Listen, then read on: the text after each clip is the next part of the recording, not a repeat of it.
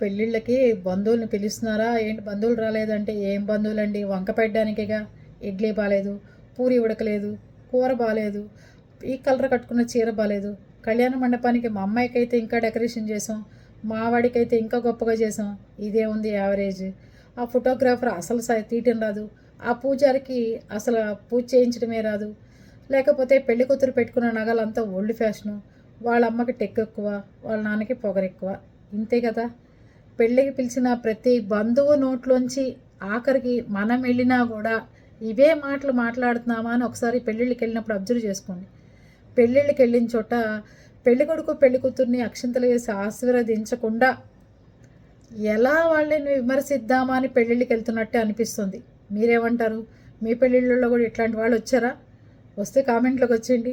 ప్రతి ఒక్కళ్ళు పెళ్ళిళ్ళకి పిలవాలంటే ఇలాంటి మాటలు మాట్లాడుతున్నారు. అది పరిస్థితి.